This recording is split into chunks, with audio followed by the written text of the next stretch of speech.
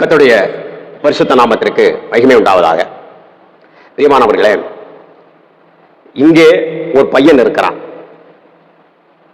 இங்கே நிச்சயமாக சொல்லுகிறேன், நீங்கள் ஊழியம் செய்து கொண்டிருக்கிற இடத்துல ஒரு பையன் இருக்கத்தான் செய்கிறான். ஒரு நபர் இருக்கிறார். அவர் பேர் தெரியாது, ஊர் தெரியாது. அவருக்குள் கிறிஸ்துவின் வார்த்தை இருந்தால் அந்த நபரால் நீங்கள் போஷிக்கப்பட முடியும். இது நீங்கள் விளங்கிக் கொள்ள வேண்டும் என்பதற்காக சொல்லுகிறேன். பல தடவை போட்டு பாருங்கள். இங்கே ஒரு பையன் இருக்கிறான். சுத்தி எங்கு அலைந்தாலும் எதுவுமே கிடைக்காத ஒரு சூழ்நிலை. எங்கு போனாலும் ஒரு ஆறுதல் இல்லை. எங்கு போனாலும் வறுமை, எங்கு போனாலும் பிரச்சனை. ஆனால் இங்கே ஒரு பையன் இருக்கிறான். நீங்கள் ஊழியம் செய்கிற இடத்துல, விசுவாசியே நீங்க வாழ்ந்து கொண்டிருக்கக்கூடிய இடத்துல உங்களுக்கென்று ஒரு பையனை கர்த்தர் வைத்திருக்கார். உங்க கூட்டத்துக்குள்ளே வைத்திருக்கிறார். ஒரு பையனோ ஒரு பெண்ணோ அல்ல ஒரு ஊழியரோ ஒரு விசுவாசியோ. இந்த ஐக்கியம் எப்படி ஏற்படுது என்று பாருங்கள். ஆகவே அந்த திரளான கூட்டத்திற்கு 5000 ஆண்கள் இருந்தார்கள். அப்படியானால் பெண்களை பார்த்துக் கொள்ளுங்கள், பிள்ளைகளை பார்த்துக் கொள்ளுங்கள், எவ்வளவு பேர் இருந்திருப்பார்கள் என்று. அப்போ ஒரு பையனிடத்திலிருந்து இருக்கக்கூடிய 2 மீன் துண்டும் 5 அப்பத்தினாலும் 5 சப்பாத்தின்னு வச்சுக்கோங்களேன், போஷிக்கப்பட முடியுமா என்று யோசிக்க வேண்டும் அல்லவா? அவ்வளவு திரளான கூட்டத்தை ஒரு மனிதன் போஷிக்கிறான். ஒரு சிறு பையனை வைத்து ஆண்டவர் போஷிக்க வைக்கிறார். ஆனால் இன்றைக்கு உலகம் முழுவதும் கடிதம் எழுதுகிறாய், இன்னும் கட்டப்படவில்லை, இன்னும் கட்டப்படவில்லை, இன்னும் மேலே ஓடு பதிக்கப்படவில்லை, இன்னும் லைட் போடப்படவில்லை, இன்னும் போடப்படவில்லை. இதைத்தான் சொல்லிக்கிட்டே இருக்கமே தவிர செய்யத்தக்கவில்லை செய்யாமல் செய்யத்தகாததை செய்து வந்தோம், எங்களுக்கு சுகமே இல்லை, எங்களுக்கு குறைவாகத்தான் இருக்கிறது, குறைவாகத்தான் இருக்கிறது. ஆகவே நீங்கள் கொடுத்தால் ஆசீர்வதிக்கப்படுவீர்கள். ஒரு அம்மா பிரசங்கம் பண்ணும்போது சொல்றாங்க, ஒரு கம்மல், ஒரு 2000 ரூபாய்க்குள்ள கம்மலை வச்சுதான் நீ வாழ போற, நீ அதை தூக்கி கலத்தி நீ போடு, காணிக்க பாட்டு படிச்சுட்டு வரும்போது நீ போடு.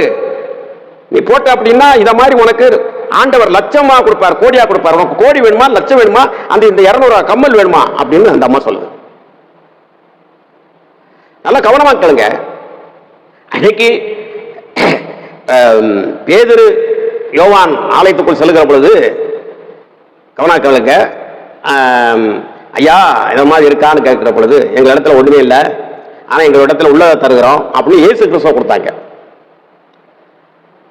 அப்ப இயேசு கிறிஸ்துவ கொடுத்தபடினால அவன் ஒரு நல்ல ஒரு வாலிபனாக, இளைஞனாக துள்ளி குதிக்க ஆரம்பிச்சான். பிறவி சப்பானி, நீ பிறவி சப்பானி தலையில செப்பு செப்புன்னு அடிச்சு அவன்கிட்ட ஏதாவது அவன் தட்டுல பிச்சை எடுத்திருக்கதா, அதைத்தானே கேட்க நீ முயற்சி பண்ற. 200 ரூபாய் வச்சு வாழ போறியா, 200 கோடி வேணுமா? ஏன் அந்த 200 கோடி நீ வச்சுட்டு போய? ஆண்டவர் சொல்றார்,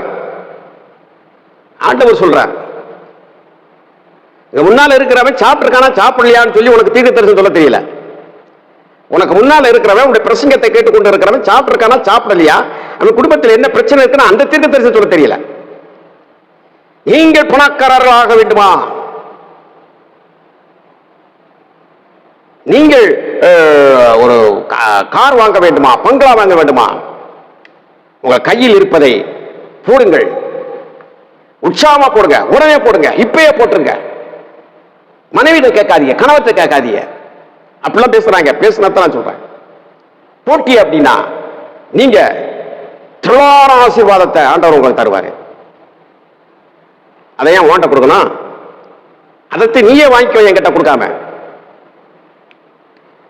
என்னுடைய மருமகன் தினகரன் சொல்லி என்னுடைய மூத்த மருமகன் இருக்கிறாப்புல, எங்க அக்கா மகன், அவனுடைய மகள் டேரிஷான ஒரு பொண்ணு இருக்கிறான்.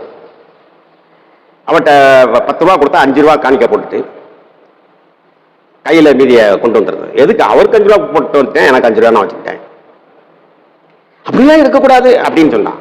அவனு ஒரு ஊழியக்காரன். நீங்க தான் சொல்றீங்க, அவர்கிட்ட தானே போட்டு அவர்கிட்ட தானே கேட்கிய. சின்ன பிள்ளை நம்முடைய பிரசங்கங்களை கேட்டுட்டு தாங்கன்னு ஆண்டோட்ட கேட்கல, அதை நீங்க வச்சுக்க வேண்டியதானே.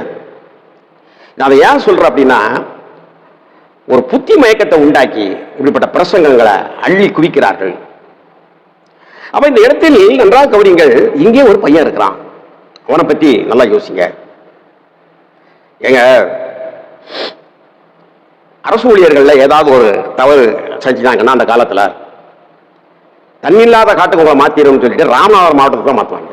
ஏன்னா இங்கே கிடைக்காத உப்பு தண்ணி இதெல்லாம் அப்படி இருக்கும், தண்ணீர் கிடைக்காது, பஞ்சம், வறட்சியான ஏரியா, இந்த கடல்களில் மீன் பிடிச்சா தான் உண்டு அப்படிங்கிற மாதிரி ஒரு பகுதி ஒரு காலத்தில் ரொம்ப அதிகமான ஒரு பகுதியாக இருந்தது. இந்த கருவேல முள், இந்த புகை போடுவாங்க, கரியை உருவாக்குவாங்க, இப்படி தான் இது இந்த பகுதியினால தண்ணியில்லா காட்டுக்கு மாற்றிடுவோம் அப்படின்னு அந்த வார்த்தையை போடுகிற பொழுது அது ராமநாதபுரம் மாவட்டமாகவே வரும். அப்ப ராமநாதபுரம் மாவட்டத்துக்கு போறதுக்கு ஒரு காலத்துல பயந்தாங்க. ஆனா அங்க ஒரு பையன் பிறந்து வளர்ந்து பேப்பர்களை அந்த படித்துக்கொண்டே அந்த லீவு நாளில் பேப்பர் போட்டு அப்படி வளர்ந்து ஒரு நபர் தான் அப்துல் கலாம். ராமேஸ்வரம் அப்துல் கலாம் இன்னைக்கு இந்தியாவிலே அதிகம் சுற்றுலா பயணிகள் சுற்றி பார்க்கக்கூடிய ஒரு ஸ்தலமாக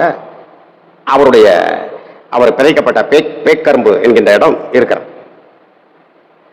உலகத்தில் முதல் இடத்தினுடைய, அதாவது அவர் உயிரோடு வாழ்ந்த காலத்தில், ஒரு 4 வருஷம் இறந்து விட்டார், அவர் உயிரோடு வாழ்ந்த காலத்தில் முதல் விஞ்ஞானியாக அந்த அளவுக்கு ஒரு வளர்ச்சி பெற்றிருந்தார். அப்ப எந்த இடத்திலையும் எந்த ஒரு சூழ்நிலையும் ஆண்டவரால் எதையும் செய்ய முடியும். இப்ப அது உலக பிராரமாக இருக்கக்கூடிய ஒரு நிகழ்ச்சியை நான் சொன்னேன், அப்துல் கலாம். அப்போ இந்த இடத்தில் 3 நாட்கள் இவருடைய பிரசங்கத்தை கேட்டார்கள். அவர்கள் ஒன்று புசியாதிருந்து அந்த 3ஆவது நாள் முடிந்து கன்வென்ஷன் முடிந்து அவர்கள் செல்லுகிற பொழுது இடைவெளியில் அவர்களுக்கு பசி உண்டாகிவிடக் கூடாது என்பதற்காக. உதாரணம் எடுத்துக்கொள்ளுங்க, நமக்கு நல்லா இங்க தெரிந்து கொள்ள வேண்டும். உபவாசம் இருக்கிறவங்களா, உபவாசம் முடிந்த பின்பு நமக்கு பல நாள் உபவாசம் இருக்கிற எப்படினாலும் இருந்துருவாங்க. இந்த காலையிலேருந்து சாயந்தரம் வரைக்கும் உபவாசம் இருக்கிறவங்கலாம் மணியை பார்த்துட்டே நிறைய பேர் உபவாசம் இருப்பாங்க. பசிக்க ஆரம்பிச்சோம். இப்போ ஆண்டவரே 40 நாட்கள் எதுவுமே குடிக்காம உபவாசம் இருந்தவர் சொல்றாரு, அந்த உபவாசத்தை முடிச்ச உடனே அவருக்கு மிகுந்த பசி உண்டாயிற்று. ஏன் உபவாசம் இருக்கிற பொழுது உண்மையாக நம்ம தேவருக்கு அர்ப்பணித்து உபவாசம் இருக்கிற பொழுது நம்முடைய தனிப்பை எந்த விளம்பரமும் இல்லாமல் தேவனுக்கும் நமக்கும் ஒரு தொடர்பை வலிமையாக ஏற்படுத்திக் கொண்டு அந்த வலிமையின் மூலமாக மற்றவர்களை ரட்சிப்பதற்கு ஏதுவாக அந்த வலிமையை உள்வாங்கி மற்றவருக்கு வசனத்தை சொல்லி அதன் மூலமாக ரட்சிப்பதற்கு ஏதுவாக நாம் அதை இருக்க வேண்டும். தம்பரடித்து, கோலாட்டடித்து, கொட்டடித்து, நோட்டீஸ் அடித்து உபவாசம் இருப்பதல்ல. அதுல ஒரு பலனுமே இருக்காது. அது உபவாசம் முடிந்ததுக்கு முன்னால போய் உப்பு பார்த்துட்டு வர சாப்பிட்டு வந்துட வேண்டிய மாதிரி இருக்கும். அது உலகத்தில் இருக்காங்க. அப்போ இந்த உபவாசம் முடிஞ்ச உடனே பசி ஏற்படும். 3 நாளும் கர்த்தருடைய வார்த்தையை கேட்டுக்கொண்டே இருந்தார்கள். உபவாசம் அவங்க இருக்கல, ஆனால் கர்த்தருடைய வார்த்தையை கேட்டுக்கணும். ஏன்னா அவருடைய முகத்தை நேரம் பார்க்கறாங்கல்ல, பார்க்கறதுக்கு தானே நம்ம சில நேரங்கள் உபவாசம் இருக்கணும், அது இருக்கணும், இது இருக்கணும் நம்ம சொல்லிட்டு இருக்கோம். அவர் நம்மோட பேசணும் கேட்காத்தாரு, அது இருக்கணும், இது இருக்குன்னு சொல்லிட்டு இருக்கோம். நேரே பார்க்கறாங்கல்ல, மாம்சத்தில் வெளிப்பட்ட தேவனை பார்க்கிறார்கள் அல்லவா. அந்த பையனை பற்றி நாளைக்கு பார்ப்போமா?